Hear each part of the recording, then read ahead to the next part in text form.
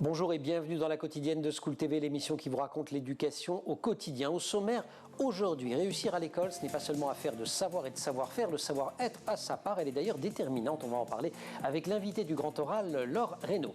L'anti-sèche de Brandon Warrett, l'anti-sèche, vous le savez, c'est la façon dont l'actualité résonne dans les programmes. Actu, anniversaire et programme d'art plastique aujourd'hui, anniversaire celui de la disparition il y a 120 ans du peintre Camille Pissarro. L'heure de la récré, toujours avec Brandon, c'est mercredi, on va au cinéma comme souvent avec lui. Il vous conseille aujourd'hui Le Petit Blond de la Casbah, le nouveau film d'Alexandre Arcadi. Et puis rendez-vous en fin d'émission avec Candice Anzel et son conseil de famille. Quelques jours après la journée nationale contre le harcèlement, retour sur le sujet, plus précisément autour d'un fléau qui s'aggrave, le cyberharcèlement. La quotidienne de School TV, c'est maintenant. C'est parti, Grand Oral.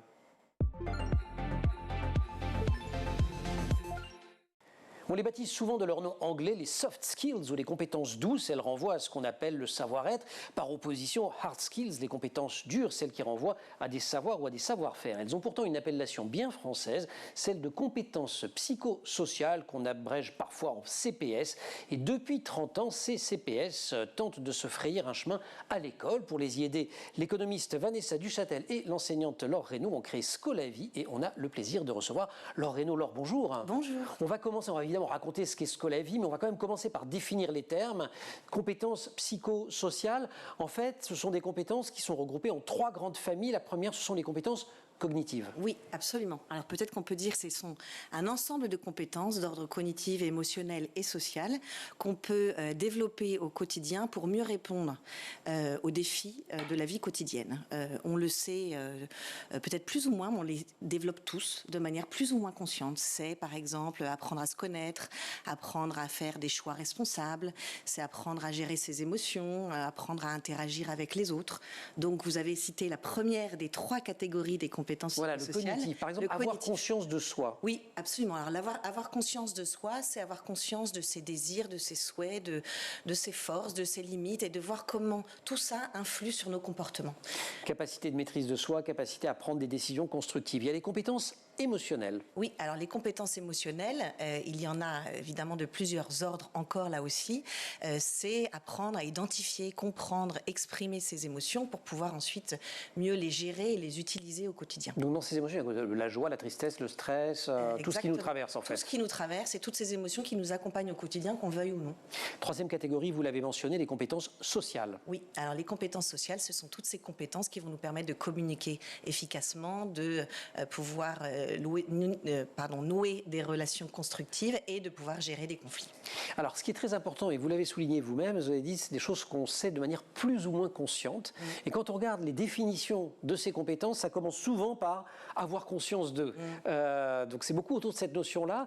Qu'est-ce qui distingue ces compétences quand on les a, j'allais dire, comme M. Jourdain faisait de la prose sans trop le savoir, et justement le fait de le savoir? Eh bien, en fait, la recherche que vous avez citée, d'ailleurs, qui a plus d'une trentaine d'années sur ce sujet, montre que ce sont des compétences qu'on peut développer. Déjà, je pense que c'est un premier message clé, que rien n'est figé. On n'est pas tous doués d'empathie, on n'est pas tous doués de cette capacité d'écoute, on ne sait pas tous gérer son stress. La bonne nouvelle, c'est que ça peut s'apprendre. Et pour revenir à votre question, c'est que plus on explicite cet apprentissage, plus on va, avec nos élèves, donner le sens de cette activité et que, par exemple, on va faire une activité pour développer notre capacité d'écoute. Alors, je rebondis là-dessus parce qu'on va faire une activité, ça ne s'apprend pas comme le français ou les maths. Alors, vous allez me dire que de plus en plus souvent, le français et les maths s'apprennent en faisant des choses, mais là, en l'espèce, c'est essentiel. Ce sont des pédagogies actives. Alors, ce sont des pédagogies actives. Elles peuvent s'apprendre de plein de manières différentes. Ce qu'on peut voir dans la littérature scientifique, théorique sur le sujet, c'est que ça peut être un apprentissage formel et informel. L'apprentissage formel, ce sont toutes ces activités dédiées au développement d'une ou de plusieurs compétences. Ça peut être des programmes probants basés sur les connaissances scientifiques qui ont démontré leur efficacité de manière scientifique. Et puis ça peut être de manière complètement informelle, c'est-à-dire les rituels, la manière dont on dit bonjour, la manière dont on interagit avec nos élèves, etc. Donc l'idée peut-être aujourd'hui, au vu de notre spécificité française, là où on en est dans notre histoire éducative, c'est peut-être de prendre conscience qu'on le fait déjà finalement.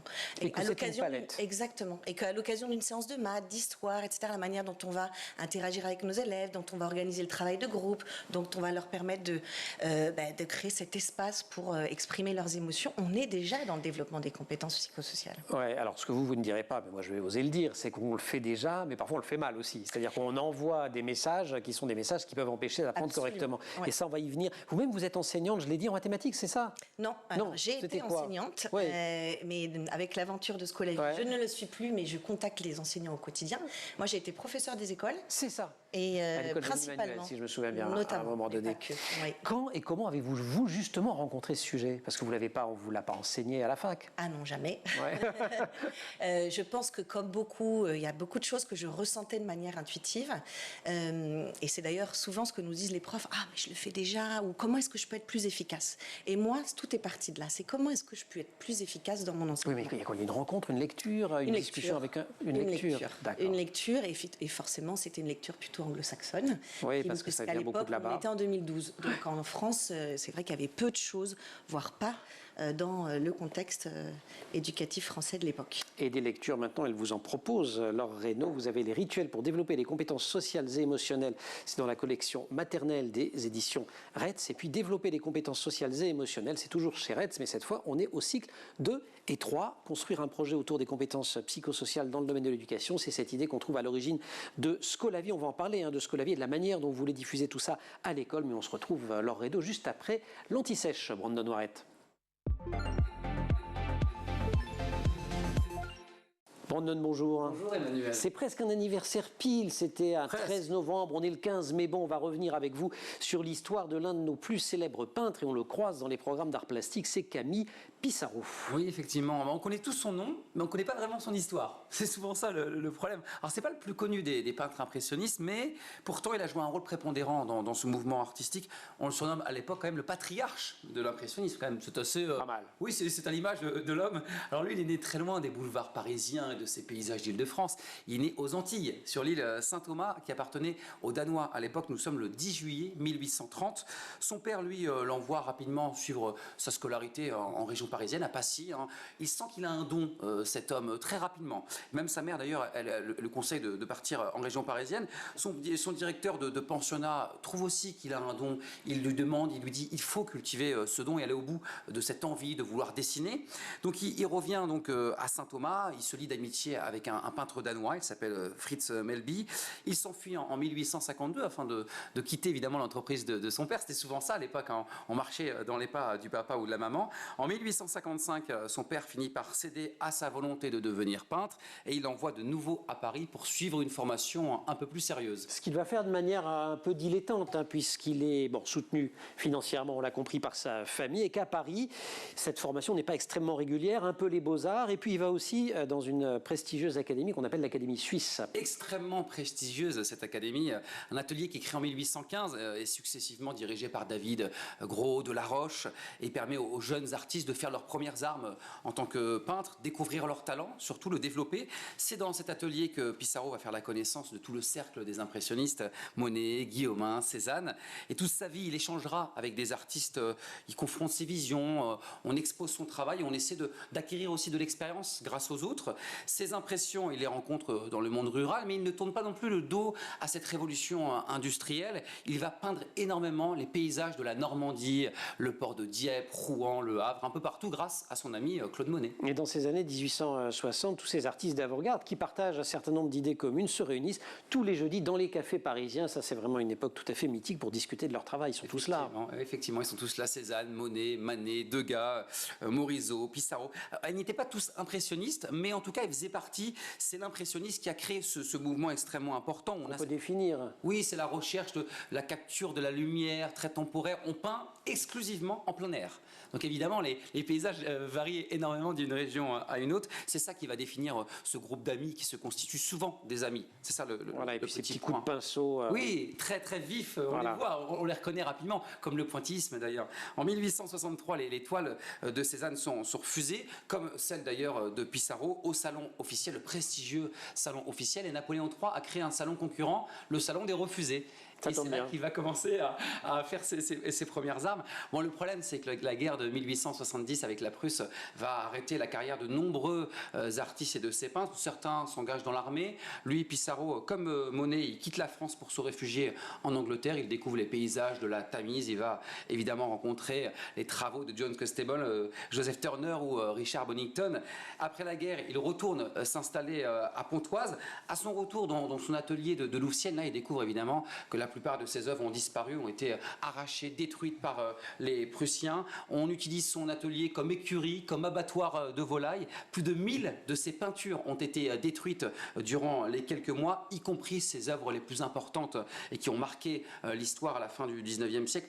De nombreuses toiles sont arrachées et serviront de tablier à l'armée prussienne. C'est assez étonnant, ça fait extrêmement polémique dans la presse de l'époque. En 1874, Pissarro participe à la première exposition des peintres impressionnistes. Ça se passe chez Nadar à Paris. Il participera à 8 expositions de ce groupe. C'est d'ailleurs le seul à avoir participé à autant de créations. D'où le patriarche. Oui, d'où le patriarche, évidemment. C'est un surnom surtout qu'on lui donnait dans la presse de l'époque. Les célèbres œuvres de Pissarro sont toutes des paysages, mais on retrouve aussi des paysages, notamment paysannes, plantant des piquets, ces scènes extrêmement intéressantes rurales. Aussi, on retrouve ces œuvres de la vie bohémienne parisienne sur Montmartre, notamment une vingtaine de tableaux absolument magnifiques, souvent peints de nuit parce qu'il peignait en plein air. Donc, vu qu'il sortait après ses rencontres avec ses amis impressionnistes, il meurt donc à Paris le 13 novembre 1903 à l'issue d'une septicémie et il repose avec toute sa famille au Père-Lachaise. Merci beaucoup, Brandon. J'imagine qu'on envoie au musée d'Orsay beaucoup de ces toiles, le grand musée du 19e siècle. Il doit y en avoir en Normandie pas mal. Oui, beaucoup. Voilà, vous pouvez voir du Pissarro et puis on vous a rappelé en images quelques-unes de ses œuvres. Merci beaucoup. On se retrouve pour la récré. Avec grand plaisir. Ce sera cinéma. Et oui, toujours. Laure Reynaud, Grand Oral. L'acquisition des compétences psychosociales ne favorise pas seulement les capacités individuelles d'apprentissage, elles ont un impact positif sur l'ensemble du climat scolaire et plus généralement sur le bien-être global de l'individu. Fin de citation, elle n'est pas de vous pour une fois, mais j'ai pris à l'appui une citation d'une psychologue clinicienne, Nathalie Anton, parce que vous le dites très très clairement, les chercheurs, les psychologues cliniciens vont tout à fait dans cette direction de l'importance des compétences psychosociales. Scolavie, une association, alors Scola, S-C-H-O, je précise, parce que sur School, on est habitué à préciser comment on écrit ce genre de choses. Nous, c'est avec un Q. L'objectif, c'est de diffuser.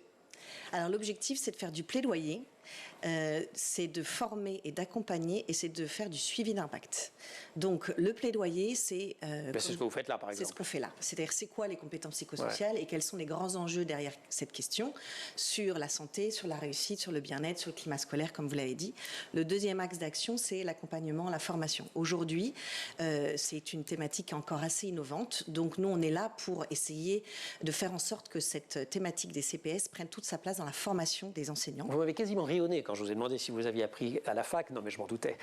Je l'ai bien appris, ne vous en faites pas, c'était plein d'empathie de votre part. Est-ce qu'aujourd'hui, dans les inspects, les CPS se font une place ? Alors, c'est peut-être pas l'endroit où ça bouge le plus, mais ça commence. Donc, moi, je suis la voix de l'optimisme. Et nous, on a fait une intervention dans un INSPE à Limoges. Et c'était une première pour la deuxième année consécutive. Donc, on voit bien quand même que les choses bougent. Il y a encore plein d'autres INSPE dans lesquels, bien sûr, les choses peut-être se vivent. Mais je pense qu'on peut aller beaucoup plus vite et beaucoup plus loin. Nous, là, on intervient. Vous avez déjà, il y a des académies qui travaillent avec vous, avec votre association. Oui, on travaille avec à peu près un tiers des académies. Oui, voilà. Et on intervient surtout dans le cadre de la formation continue des professionnels, à la fois avec des formations en présentiel et des formations en distanciel, puisque notre bébé cette année, c'est la naissance d'une plateforme de formation en ligne gratuite, accessible aux enseignants, mais aussi à tous les professionnels de l'éducation et de la santé. Et sur cette plateforme, on peut notamment télécharger un tas d'outils. Alors moi, j'ai regardé, il y a les cocottes, les fiches de... si on peut donner un ou deux exemples comme ça de ces outils hyper concrets, de dire à quoi ça... hyper pratique, à quoi ça sert. Donc les cocottes notamment, alors c'est comme les cocottes en papier, je m'étais promis d'en faire une, mais je suis tellement habile qu'on a évité. Non, mais on note des questions, des réponses, voilà, et selon la manière dont on l'ouvre. Voilà, l'idée c'est d'introduire un support ludique pour travailler sur quelque chose de très sérieux qui sont le développement de ses compétences psychosociales. Mais c'est vrai, quand on met en place des activités ou des outils de développement de ces compétences, en général, ce sont des temps que les enfants et les adolescents et même les adultes vivent comme un temps privilégié. Prendre le temps de réfléchir à qui on est, prendre le temps de découvrir l'autre. Donc on a une cocotte, par exemple, qui est, vous citiez la cocotte, alors je vais prendre celle-ci. Super. Par exemple, la cocotte du retour d'expérience. Je viens de finir ma journée. une chose que j'ai retenue, une chose que j'ai ressentie, une chose qu'on m'a dite et qui m'a fait rire, une chose que j'aimerais apprendre, une personne qui m'a aidée, voilà, par exemple. Pourquoi c'est si important de nommer les choses, de dire ce qu'on ressent? Parce que on les conscientise, on leur fait beaucoup plus de place et que je pense qu'on engage davantage les élèves dans ce processus. Et on sait que plus les critères de réussite, plus l'objectif d'une activité est explicité aux enfants, plus le chemin pour y arriver les partager, plus et plus là-haut, dans le cerveau, les neurones font les bonnes connexions. Ce sont des compétences à développer dans des séances à part, mais aussi dans tous les cours. Mais comment on fait? Vous avez été enseignante vous-même. Oui. Comment on essaye d'articuler tout ça? Alors en fait, c'est la grande difficulté aujourd'hui. Ben oui. Et une des grandes résistances les plus opposées, c'est j'ai pas le temps. En fait, nous, ce qu'on essaie de dire, c'est il s'agit pas d'un temps supplémentaire, quelque chose en plus, mais à l'occasion de la vie dans la classe, déjà, peut-être que vous le faites déjà, mais comment on peut gagner en efficacité?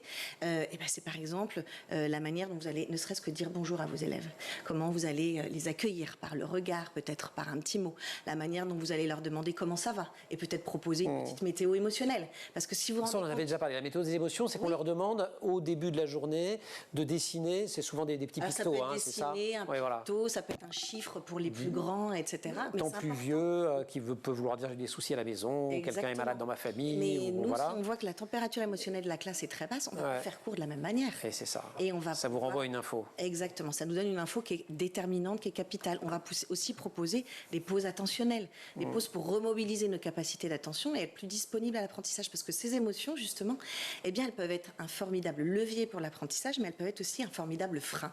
Donc l'idée, c'est d'apprendre à vivre au mieux avec et d'en faire des alliés de l'apprentissage. Et c'est, expliquez-vous, un excellent outil de prévention de l'échec scolaire et du décrochage, ce faisant. Et oui, donc c'est pour ça que nous, on milite pour que vraiment le champ des compétences psychosociales agisse à tous les niveaux, sur tous les temps, et concerne tout le monde et pas seulement l'école, parce que les bienfaits sont considérables, aussi bien sur la réussite scolaire, mais aussi professionnelle, sur le vivre ensemble, le climat de classe, comme vous l'avez dit, sur la santé dans toutes ses dimensions. Mais moi, je vous ai lu, je vais appliquer ça. Hein. Brandon, je vous dis bonjour avec un grand sourire désormais. Bonjour. Beaucoup plus sympa. Non, pas du tout, c'est parce que j'ai lu le bouquin. Si je puis me permettre juste de rajouter une clé, c'est-à-dire que la meilleure manière de développer les CPS, compétences psychosociales des élèves, c'est de développer ses propres compétences. Donc, bien sûr. Vous venez de donner un exemple. Mais voilà, Merci ça marche. La recherche montre depuis 50 ans que ces compétences psychosociales constituent un pilier dans l'apprentissage d'un jeune. Aujourd'hui, un consensus scientifique mondial validé par l'OMS, l'UNESCO et Santé publique France existe autour de l'impact de ces compétences. Elles sont déterminantes pour la réussite scolaire, professionnelle, le bien-être et la santé. Citation extraite du site internet de Scolavie. Alors, qu'est-ce qui bloque? Parce qu'il y a quand même 2-3 trucs qui bloquent. Puis comment débloquer ces choses? Puisque j'ai compris qu'on était en séquence optimisme aujourd'hui. On va poser la question à Laure Reynaud juste après la récré.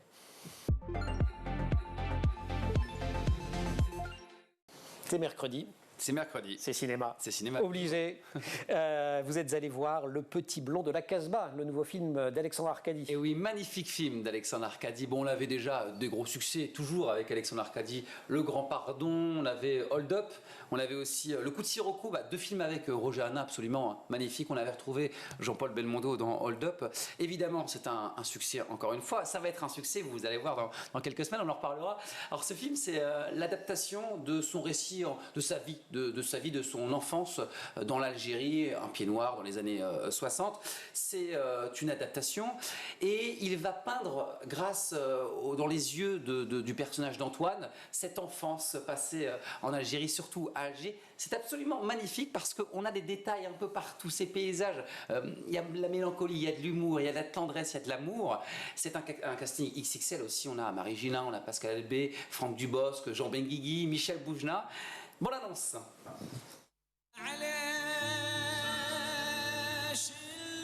Alger, c'était une des plus belles villes de France. Tu vois, là-bas, c'est la Casbah. C'est là où je suis né. Avec tes cheveux si blancs. On était vraiment une drôle de tribu. Mon père avec son crâne rasé. T'es capot, moi, Jacob. Pas pour mes enfants. Ma mère, c'était la plus belle. T'as le plus beau sourire du quartier. Arrête. Heureusement que mon mari, il est pas là. Hein. Mes frères, toujours habillés pareil. Et mes copains. Rosoli, c'est le meilleur pour les créponnés. On était pauvres, mais on s'en rendait pas compte. Et dans notre immeuble, on vivait tous ensemble. Les enfants, montez faire vos devoirs. Allez, arrêtez d'écrire, il fait chaud. Madame Agege, vous êtes du Constantinois? J'ai eu peur que tu m'oublies. Un dimanche d'été, le cœur battant, j'allais vivre un moment qui allait changer ma vie. J'ai découvert le cinéma. Mais la guerre allait tout bouleverser.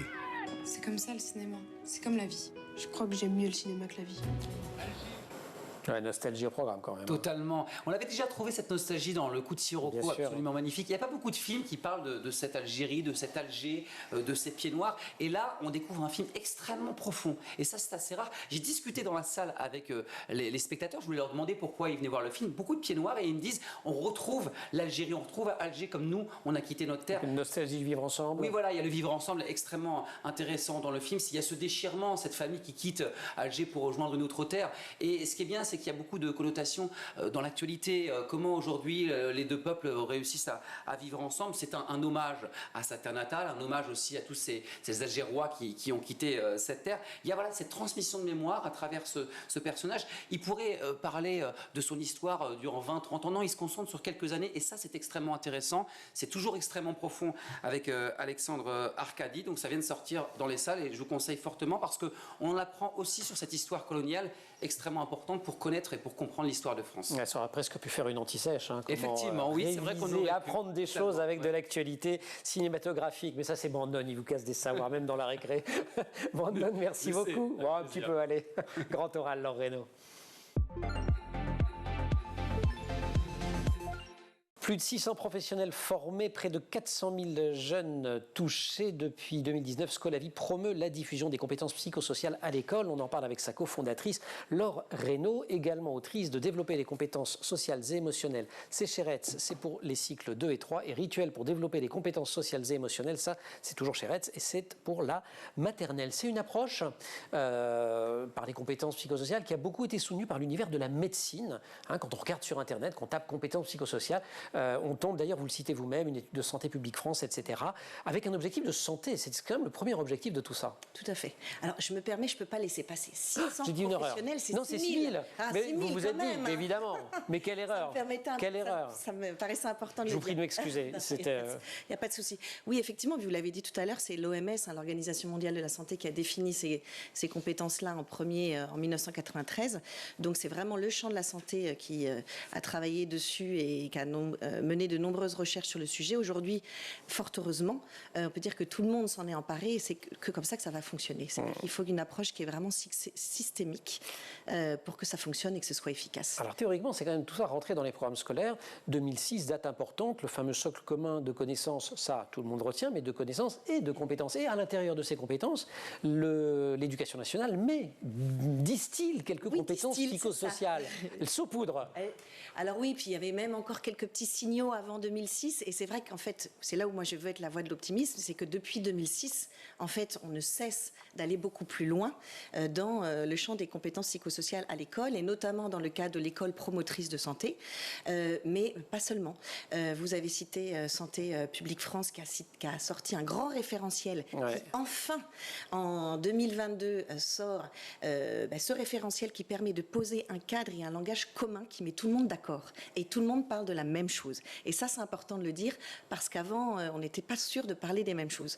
Et petite info pour les professionnels qui nous écoutent, on ne cesse de le dire avec Scolavi, ce référentiel théorique et scientifique va être assorti de référentiels pratiques d'ici normalement à la fin de l'année 2023. Ce qui est super, mais on peut déjà avoir des tas de choses sur Scolavi, mais il y en aura encore plus. Oui, vous travaillez avec eux. Proposer nos outils, j'espère. Qu'est-ce qui fait que c'est quand même compliqué de faire rentrer tout ça dans les écoles? Moi, j'ai parfois l'impression que ça heurte de part et d'autre, que ça heurte aussi bien les tenants d'une pédagogie assez traditionnelle, frontale, qui n'auront pas de temps à perdre avec ça, mais aussi parfois les tenants des pédagogies nouvelles qui disent notion de compétence, ça un peu monde du travail, adaptation, on n'aime pas trop. Donc vous n'êtes pas pris un peu entre tous les feux?